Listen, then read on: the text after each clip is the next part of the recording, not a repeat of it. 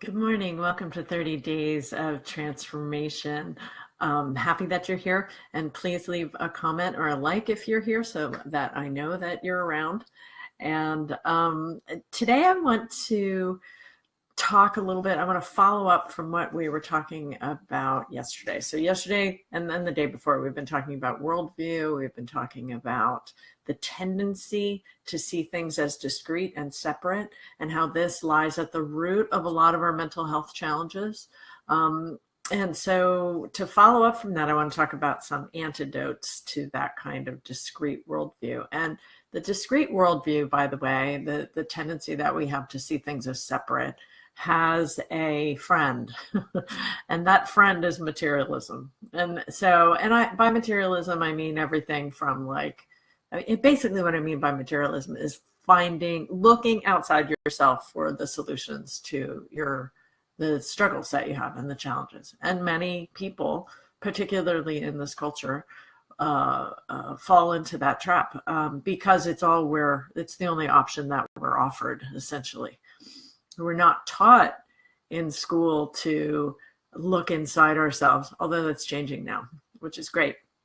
But we don't have as much of that opportunity to look inside ourselves, to find our internal resources, to value that more than things externally.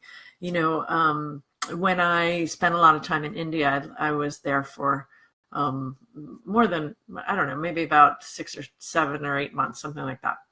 And when I was in India, one of the things that struck me is that there's so much poverty, and and that has a long history that we can't get into right now, including colonialism. But there's so much poverty there, and people are really struggling.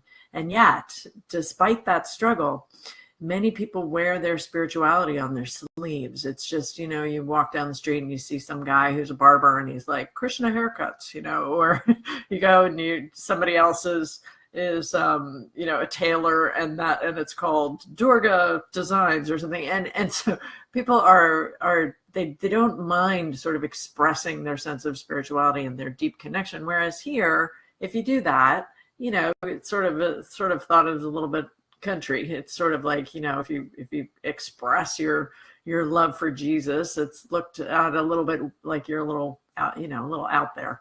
Understandably, because we live in a more pluralistic society, so people are careful about it. It's true, but the drawback of that being very careful about the way that we express and express our love or our devotion or our connection to the divine is that the default tends to be materialism, right? So we find source and meaning and purpose in more money, more stuff, more status, more name, more fame. Those sorts of things are what drive the culture.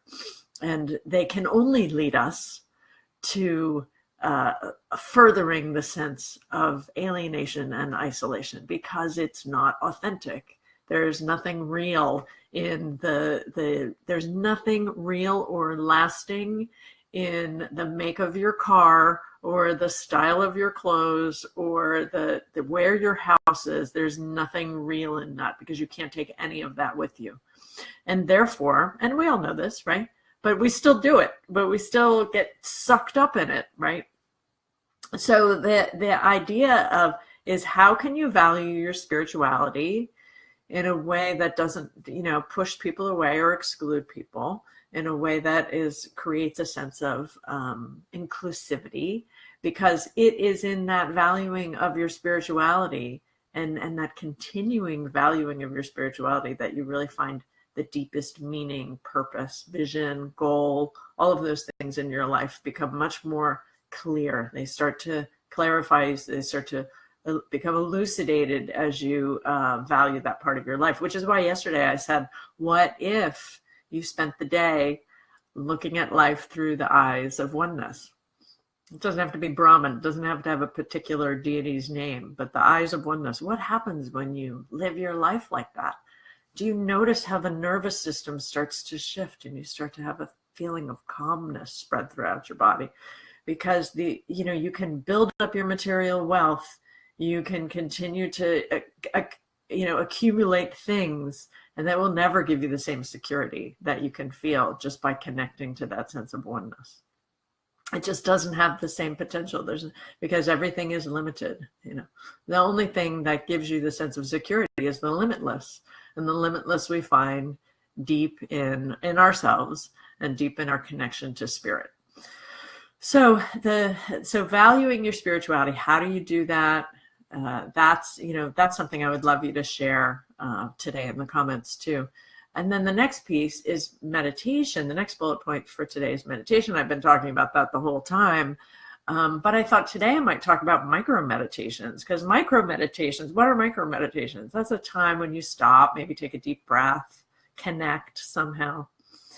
Micro meditations are essentially the opportunity to stop and see everything through the eyes of oneness. Now, I would not suggest that micro meditations in and of themselves are sufficient. They're really helpful, but what they do is they help to reinforce that whatever amount of time that you spend a day, 10, 20, 30, 60 minutes of really being present with the spirit within yourself, right? So micro meditations are hugely important. And I think micro meditations are a great opportunity to stop, step back, and then go into that pool of oneness again, which then has that effect on your nervous system, right? It makes the nervous system go into a place of calmness.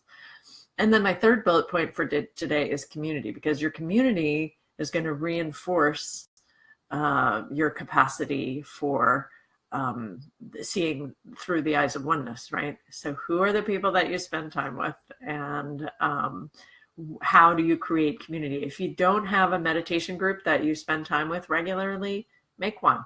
You can set a time, invite your friends. It can be a time to do 10 or 20 minutes of meditation together, and then some time to share or share some tea or a meal, or share how that meditation is going for you. This is really critical, I think.